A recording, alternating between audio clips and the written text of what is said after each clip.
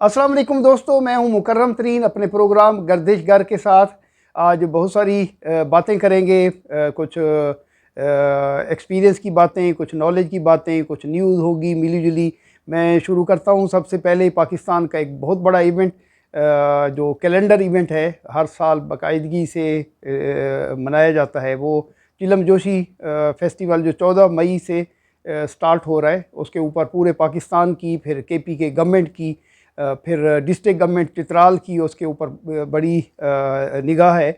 और हाल ही में deputy commissioner Chitral ने एक मीटिंग ऑर्गेनाइज़ की जिसमें हेल्थ डिपार्टमेंट के, पुलिस डिपार्टमेंट के और रेलेवेंट जो और दीगर डिपार्टमेंट हैं, ट्रैफिक पुलिस के, उसमें उन्होंने शिरकत की।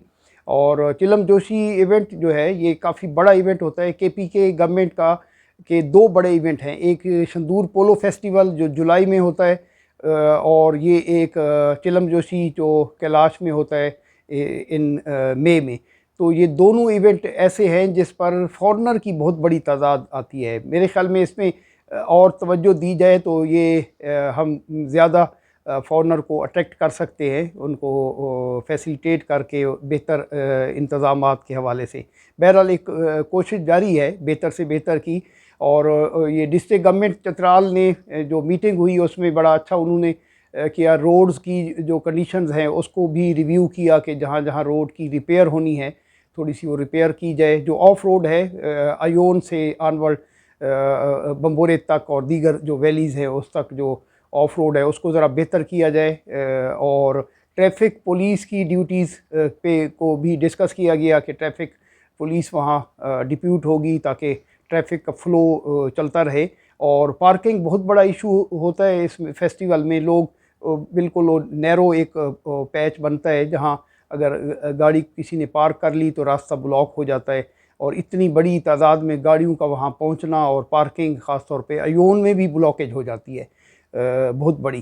तो इसको डिस्कस किया गया। एमरजेंसी सर्विसेज के हवाले से भी डिस्कस किया गया कि अगर खुदा न खास्ता वहाँ कोई इस तरह की का मिसहैप होता है किसी तरह का भी, तो वहाँ एमरजेंसी सर्विसेज के लोग भी मौजूद हों, रेस्क्यू की टीम जो है वो भी वहाँ मौजूद हो।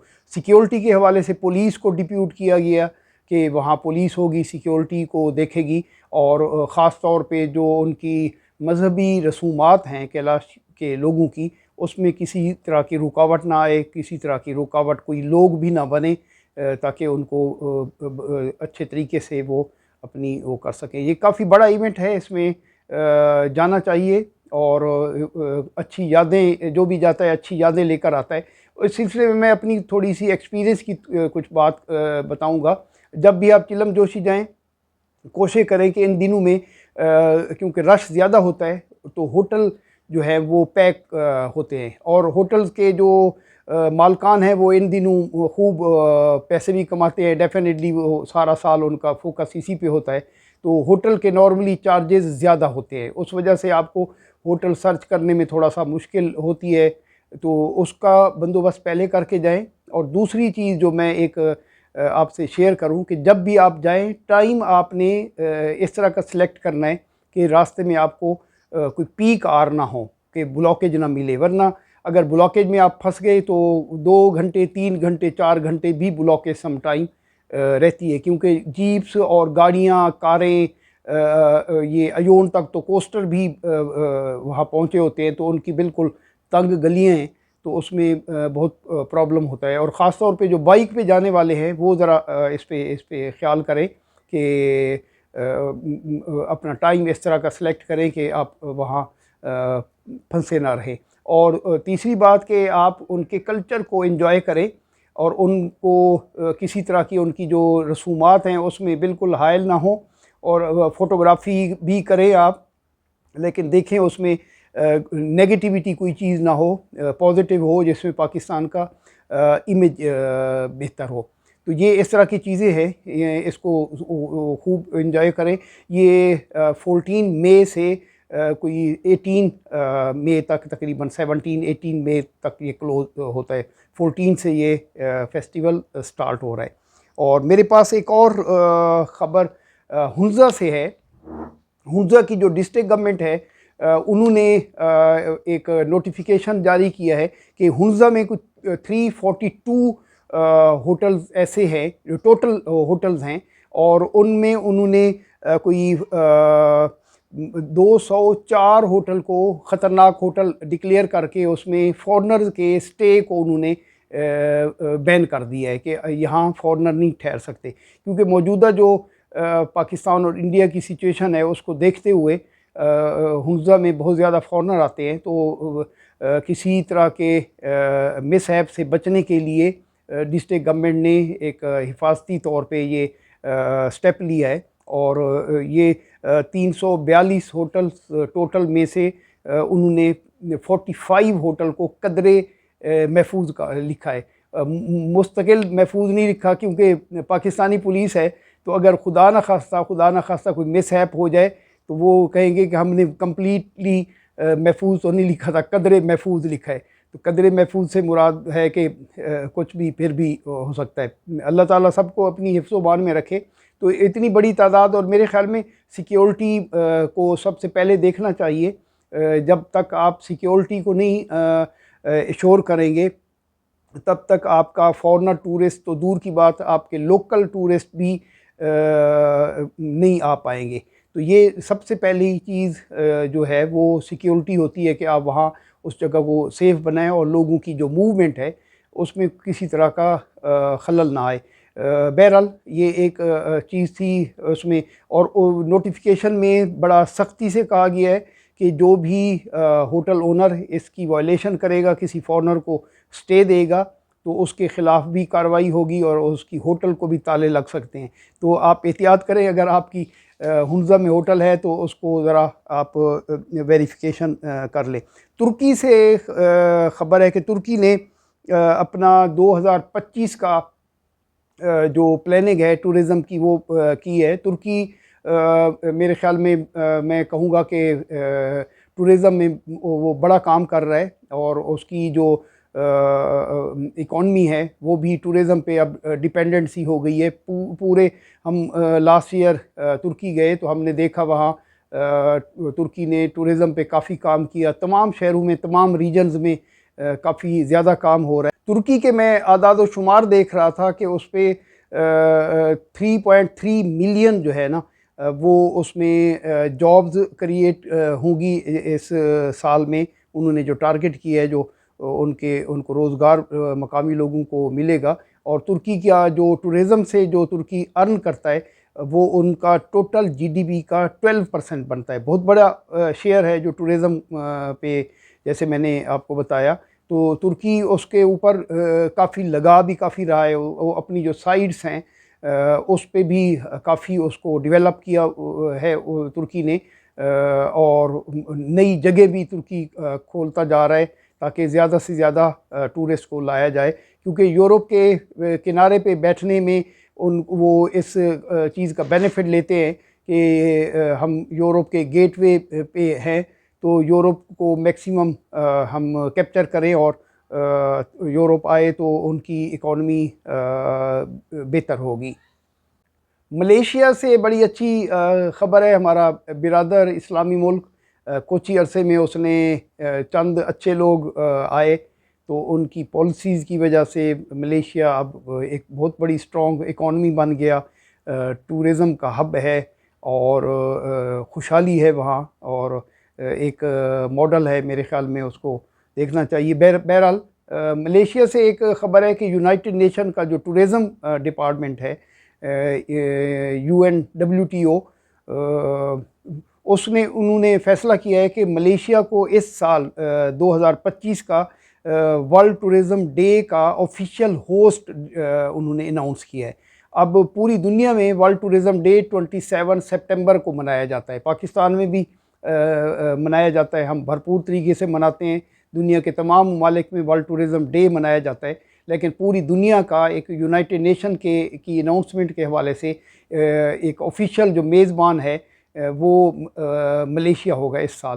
तो ये एक बहुत बड़ा एजाज़ है। उस पर टूरिज़म भी बूस्ट होता है, उस मुल्क को उसका फ़ायदा भी होता है। वो पूरी दुनिया की जितने भी ममालिक हैं तो उनकी सरबराही कर रहा होता है मेज़बान के बनकर। तो ये एक अच्छा स्टेप है मलेशिया के लिए। मलेशिया और तरक्की करेगा, और मलेशिया भी अपनी टूरिस्ट की नई साइट्स खोल रहा है, उस पर काफ़ी काम कर रहा है, और हर साल बहुत बड़ी तादाद फॉरेनर की मलेशिया जाती है। हांगकांग से एक ख़बर है कि हांगकांग की गवर्नमेंट ने फ़ैसला किया है कि अगर पब्लिक प्लेस पे हॉस्पिटल है, स्कूल्स हैं, या एयरपोर्ट हैं, या रेलवे स्टेशन हैं, या पार्क्स हैं, ऐसी जगह जो पब्लिक जहाँ हो मौजूद हो, तो पब्लिक प्लेसेस पे सिगरेट नोशी पे उन्होंने 3,000 उनकी जो करेंसी है हांगकांग की, वो फ़ाइन होगा अगर कोई इसको वायलेशन करेगा। तो एक अच्छा स्टेप है मेरे ख़्याल में। हमें सिगरेट नोशी से परहेज़ करना चाहिए, और ये मुज़िर है, मुज़िर सेहत है, और इस पे स्टेप लेना चाहिए, और बड़े अच्छे हैं। मुझे जब मैंने ये न्यूज़ पढ़ी तो मुझे याद आया कि हम ग़ालिबन 2007 में या 8 में हमने एक टूर किया था कराची से पेशावर तक। मेरे साथ पाकिस्तान के काफ़ी famous hard core biker Iqbal Ghangla भी मेरे साथ थे। हम दो बाइकर ने किया। उसमें हमारी नो स्मोकिंग हमारा स्लोगन था, और कैंसर अवेयरनेस के हवाले से हमने एक कैंपेन की, कुछ पम्फलेट डिस्ट्रीब्यूट किए कि कैंसर का सबब बनती है अगर आप स्मोकिंग करते हैं, सिगरेट पीते हैं, या हुक्का पीते हैं, या बीड़ी पीते हैं, या जो इस तरह की चीज़ें हैं टोबैको से रिलेटेड। तो वो हमने एक कैंपेन स्टार्ट की कराची से, तो बड़ी अच्छी रही। उसमें हम मुख्तलिफ़ कैंसर हॉस्पिटल को भी हमने विज़िट किया। तो उन दिनों हमें पाकिस्तान में टोबैको कंट्रोल बोर्ड एक बना हुआ है, बहुत सारे लोगों ने इसका नाम भी नहीं सुना होगा। तो उन्होंने हमें अप्रोच किया कि आप एक अच्छा टूर कर रहे हैं तो आप हमारे साथ मिल के करें। उस वक्त हम टूर तो कर चुके थे, स्टार्ट कर चुके थे। बहरहाल उनसे हमारी सिटिंग हुई, मुलाकात भी हुई। उन्होंने हमारे कोई फ़ोटो शोटो ले के भी अपने फ़ाइल शाइल में लगाए, और दिहाड़ी लगाई जो वे है। तो वो उनके साथ हमारी जो एक दो मीटिंग्स हुई, तो उसमें हमें उन्होंने बताया कि हाल ही में ये टोबैको कंट्रोल बोर्ड एक बना है, जिसको यूनाइटेड नेशन और यूरोपीय यूनियन और अमेरिका और इस तरह जो डेवलप्ड कंट्रीज़ हैं उन्होंने फोकस किया है कि पाकिस्तान में सिगरेट को पे थोड़ा कंट्रोल होना चाहिए। तो उन्होंने पाकिस्तान की गवर्नमेंट को कहा, तो पाकिस्तान की गवर्नमेंट के पास तो कुछ भी नहीं होता किसी को ऑपरेशन को स्टार्ट करने के लिए। तो फिर उन्होंने इनको ह्यूज बजट दिया कि ये लें, आप पैसे लें, लेकिन इसके ऊपर आप अमल कैसे करेंगे उसको एश्योर करें। तो वो टोबैको कंट्रोल बोर्ड के जो ऑफिशियल थे उन्होंने हमें बताया कि इस पे जितने भी पाकिस्तान के डिप्टी कमिश्नर हैं वो टोबैको कंट्रोल बोर्ड के मेंबर हैं, और डिप्टी कमिश्नर इसका इम्प्लीमेंट करेंगे। तो उन दिनों ये सिगरेट के ऊपर आप अभी पिक्चर देखते हैं, जो कैंसर की एक पिक्चर लगी हुई है, और कैंसर की एक अवेयरनेस की कैप्शन भी लगी की हुई है। ये उन दिनों उन्होंने कहा था कि यूनाइटेड नेशन ने ये पैसे भी एक पहली ग्रांट दी है हमें, और साथ उन्होंने कहा जी ये सिगरेट के ऊपर ये चीज़ें आप एश्योर करें कि ये प्रिंट होंगी। तो गवर्नमेंट ने वो पहली किस्त ली, और वो कुछ दिनों के बाद हमारे टूर के कंप्लीट होने के कुछ अर्सा बाद वो उस पे ऊपर वो प्रिंट स्टार्ट हो गया। तो इसी तरह वो दूसरी किस्त आई, उसके बाद फिर दूसरा ऑर्डर आ गया, फिर तीसरा आ गया, फिर इसी तरह ये कवानीन गवर्नमेंट बनाती गई। एक उन्हीं दिनों एक कानून बना के जो अंडर एज बच्चे हैं उनको सिगरेट की सेल पे पाबंदी लगाई जाए। दुकानदार जो हैं, शॉपकीपर हैं, उनको पाबंद किया गया कि आप जो अंडर एज बच्चे हैं उनको सिगरेट की जो सेल है वो नहीं करेंगे। तो ये कानून भी हुआ, इसके ऊपर सज़ा भी है, लेकिन आप लोगों को, बहुत सारों को पता नहीं होगा कि इसके ऊपर कानून साजी हो चुकी है, और इस पे ऊपर सज़ा है, जुर्माना है, कैद है, लेकिन अमल नहीं हो रहा। और इसके अलावा स्मोकिंग पे अगर आप ये भी उन्होंने जब टोबैको कंट्रोल को तीसरी चौथी किस्त भेजी पैसों की, तो उन्होंने कहा कि ये भी आप एक कानून साजी करें कि पब्लिक प्लेसेस, हॉस्पिटल में, बसेस में, स्टेशन पर, एयरपोर्ट पर, स्कूल्स में, इस तरह की पार्क्स में सिगरेट आप नहीं पिएंगे। जो पिएगा उसके ऊपर कुछ जुर्माना है और उसको जेल भी जाना पड़ता है और उसकी 3-4 दिन उसकी बेल भी नहीं होती। इस तरह का कानून बना हुआ है पाकिस्तान में भी। ये भी कानून किसी बहुत सारे लोगों ने नहीं सुना होगा, ये भी बन चुका है, लेकिन उस पर अमल नहीं हो रहा। तो ये इस तरह के कवानीन तो बनते जाते हैं जो हमारे जैसे जो डेवलपिंग कंट्रीज़ हैं, इसमें कानून तो बन जाते हैं, उसमें बदकिस्मती से अमल नहीं होता। अमल करने के लिए गवर्नमेंट कुछ संजीदा नहीं होती, कुछ जो उससे रेलेवेंट माफियाज हैं वो भी एक्टिव हो जाते हैं, तो वो हुकूमत को करने भी नहीं देते। तो बराए नाम जब ऊपर से फंड देने वाले कुछ झंझोड़ते हैं तो गवर्नमेंट भी भाग दौड़ थोड़ी कर लेती है। टोबैको कंट्रोल प्रोग्राम जो है ना, उसकी मीटिंग शीटिंग हो जाती है दिखाने के लिए, उसके बाद इस पर कोई अमल नहीं होता।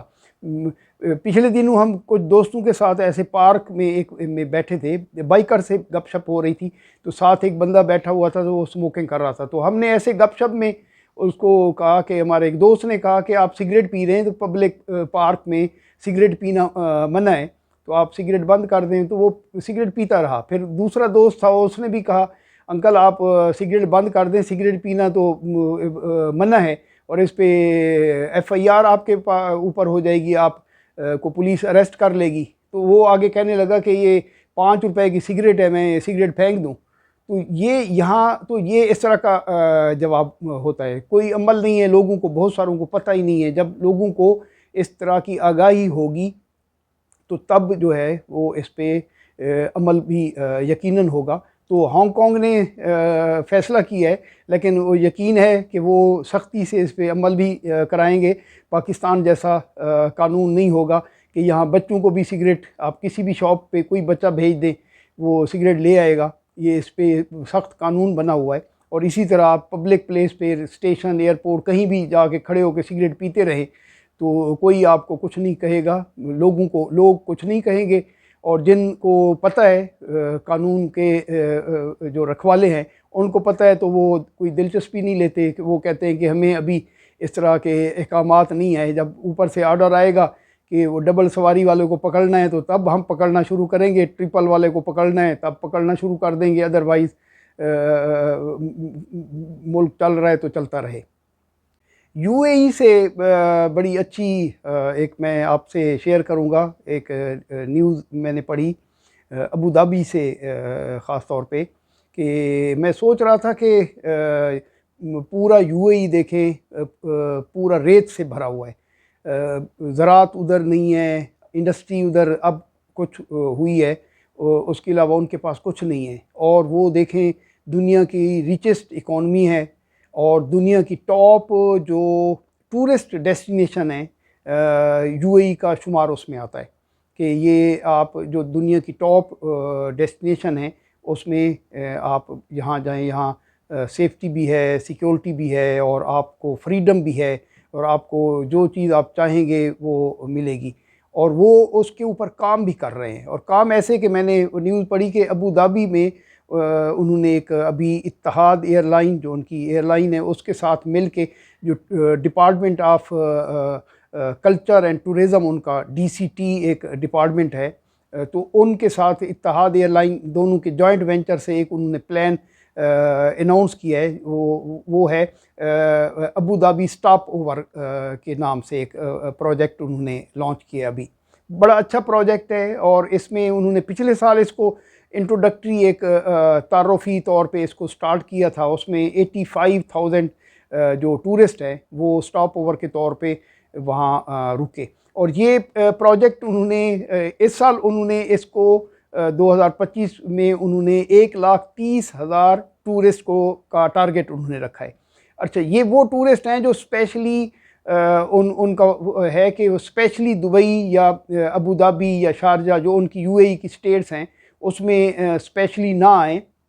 लेकिन अगर वो अमेरिका से फॉर ईस्ट जा रहे हैं या ईस्ट एशिया जा रहे हैं या ईस्ट एशिया के लोग यूरोप की साइड पे जा रहे हैं, ट्रैवल कर रहे हैं, तो वो यहाँ थोड़ी देर के लिए रुक जाएं तो हम उनकी मेज़बानी करेंगे। कितना अच्छा प्लान है। और इस प्लान के तहत उन्होंने बड़ी अच्छी अट्रैक्शन दी है कि आप अगर इत्तेहाद एयरलाइन की फ़्लाइट लें, अब देखें वो फ़्लाइट से भी कमा रहे हैं और मुल्क में टूरिज़म भी लेकर आ रहे हैं, इकॉनमी भी आ रही है। और उसमें उन्होंने प्लान किया है कि जो भी इत्तेहाद एयरलाइन की फ़्लाइट लेकर अबू धाबी उतरेगा तो उनको 2 नाइट्स स्टे फ्री दिया जाएगा, एयरपोर्ट की ड्रॉप एंड पिक वो फ्री दी जाएगी, और उनको मोबाइल सिम और जो विद मोबाइल डाटा के वो प्रोवाइड की जाएगी, और उनको अनलिमिटेड जो वो पब्लिक ट्रांसपोर्ट की ट्रैवल है, राइड है, वो अनलिमिटेड होगी। और जो अबू धाबी की प्रीमियर साइट्स हैं, उनके पैलेसेस हैं या उनकी इस तरह की साइट्स हैं, उसमें उन्होंने 50% उनको डिस्काउंट उसमें रखा है। तो ये इस तरह की उन्होंने बड़ी अट्रैक्शन उनको दी है कि, और 2 नाइट्स स्टे अबू धाबी में, और टॉप की जो होटल्स हैं उसमें उन्होंने अरेंज किया है। और इस पे वो अबू धाबी पास एक इशू कर देंगे, वो पास आप लेकर कहीं भी किसी भी जगह पे जा सकते हैं। वो गवर्नमेंट का एक बड़ा ऑथेंटिक पास होगा, वो पास आप लेकर कहीं भी आप जा सकते हैं। उसमें आप देखें किस तरह की प्लानिंग करते हैं वो लोग, और कितनी दूर रस प्लानिंग करते हैं। उनकी लॉयल्टी देखें अपने मुल्क के साथ, अपनी ज़मीन के साथ। अपनी एयरलाइन से वो कमा रहे हैं, अपनी होटल से कमा रहे हैं, वो अपने बाज़ार और खाने और रेस्टोरेंट से कमा रहे हैं। फिर जहाँ जहाँ वो जाएंगे, डेफिनेटली जो वहाँ जाएगा वो कुछ ना कुछ शॉपिंग भी करेगा, कुछ न कुछ अपने याद के तौर पे, सोवेनियर के तौर पे, या कुछ वो भी साथ ले जाएगा। तो ये कितनी अच्छी प्लानिंग है। वो 2 नाइट्स में इतना कुछ हो जाएगा, और वो इतनी अच्छी उनके लिए एक थोड़ा रेस्ट भी हो जाएगा कि वो अगर 8-10 घंटे की फ़्लाइट उनकी है तो वो 2 दिन के लिए अबू धाबी में रुकेगा, थोड़ा रेस्ट कर लेगा, फ्रेश हो जाएगा। और जाने के बाद उसने 10 और दोस्तों को भी बताना है कि आप जाए जी, फ्री की आपको स्टे मिलेगा, जस्ट टिकट लें, और जा तो वैसे रहे हैं, और आपको अबू धाबी में मुफ्त के इतनी सारी चीज़ें मिलेगी। तो ये एक अच्छे स्टेप हैं। इस तरह के स्टेप पाकिस्तान में भी लेने चाहिए। पाकिस्तान के लोगों को क्यों इस तरह के आइडियाज़ नहीं आते? ये दुबई में ही ये आइडियाज़ जो है ना उतरते हैं, पाकिस्तान में नहीं उतरते। तो अगर लाहौर को, इस्लामाबाद को ख़ास तौर पे, इस्लामाबाद के 1-2 घंटे के डिस्टेंस पे बहुत कुछ है, टेक्सला है, आप उधर ले जा सकते हैं, और नथिया गली, मरी, उस साइड पे भी आप ले जा सकते हैं, नारान की तरफ भी ले जा सकते हैं। और ये रोहतास फोर्ट हमारे अगर कोई हिस्ट्री का है तो इस तरह का पैकेज बना के अगर वो करें। इसी तरह लाहौर में बहुत कुछ देखा जा सकता है। ख़ास तौर पे हम अगर सिख टूरिज़म को, रिलीजियस टूरिज़म जो है उसको देखें, तो जो सिख इंडिया से यूरोप की तरफ जा रहे हैं या यूरोप से इंडिया की तरफ आ रहे हैं, तो उनको भी हम एक स्टॉप ओवर का पैकेज पाकिस्तान में भी अनाउंस करें कि वो यहाँ उतरें, उनको लाहौर की सैर होगी, 2 दिन की होटल फ्री होगी, और ननकाना साहब का, एमनाबाद का उनको विज़िट होगा, खाना फ्री होंगे, अनारकली बाज़ार उनको ले जाया जाएगा। ये 10 शॉप्स हैं सोवेनियर की, कपड़ों की, और उसके ऊपर उनको डिस्काउंट भी हल्का फुल्का हो जाएगा। तो देखें टूरिज़म कैसे नहीं बढ़ता। तो इस तरह के आइडियाज़ कम अज़ कम हमारे जो स्कॉलर बैठे हैं उनके माइंड में नहीं आते, तो कम अज़ कम जो नेबरिंग कंट्रीज़ हैं उनसे ही कुछ देख के सीख लिया जाए, कुछ कर लिया जाए। तो ये इस तरह के स्टेप लेंगे तो हम आगे बढ़ेंगे, अदरवाइज़ हम इसी तरह चलते रहेंगे। हमारे पास सब कुछ है, सब नेमतें अल्लाह की हैं। काश हमें कोई टीम अच्छी मिल जाए जो दर्द रखने वाली हो, जो इस मिट्टी के साथ मुखलिस भी हो, और इस मिट्टी के बारे में भी वो कुछ सोचे। तो इसमें हज़रत इकबाल, अल्लामा इकबाल ने खूब फरमाया था कि ज़रा नम हो तो ये मिट्टी बहुत बड़ी ज़रख़ेज़ है। तो ये बड़ी ज़रख़ेज़ मिट्टी है, इसमें हमारे यूथ जो है ना बड़ा टैलेंट है, और यही हमारी यूथ यूरोप और दीगर ममालिक में जाती है तो बहुत कुछ आइडियाज़ करती है, और बहुत बड़े बड़े माइलस्टोन कवर करती है। तो यहाँ भी उसको उनको देखना चाहिए, आज़माना चाहिए, उनके आइडियाज़ लेकर इंशाअल्लाह पाकिस्तान आगे बढ़ेगा। आज मेरे पास एक बड़ी अच्छी किताब है, डॉक्टर अब्बास बिरमानी, इनका ताल्लुक़ डेरा गाज़ी ख़ान से है, चोटी ज़ीरी से इनका ताल्लुक़ है। डॉक्टर हैं, फ़िज़िशियन हैं, और इनकी किताब है कोह अलबर से बैरे कज़वीन तक, ईरान 2018। इनका 2018 में जो इनका ट्रैवल था, ये उसके ऊपर इनका सफ़रनामा है। बहुत अच्छी किताब है, और इसको संगे मील पब्लिशर ने पब्लिश किया है। और इनके सफ़रनामा है ईरान। मैं काफ़ी बार गया हूँ, मेरी बड़ी इंटरेस्टिंग टॉपिक है ईरान का, तो मैं यहाँ पढ़ के काफ़ी सारी मालूमात मैं ले रहा हूँ। कुछ जगहों पे मैं डेफिनेटली नहीं जा सका, और कुछ जगहों पे अगर गया हूँ तो कुछ जगह मैं नहीं देख पाया, कुछ साइट्स नहीं देख पाया। तो यहाँ काफ़ी अच्छी मालूमात हैं, तो इसको भी अपनी जो रीडिंग में ले आएँ और अपनी लाइब्रेरी में इसको भी शामिल करें। आज के गर्दिशगर प्रोग्राम का इख्तिताम मैं एक बहुत ही खूबसूरत कोट से करूँगा। Life begins at the end of your comfort zone.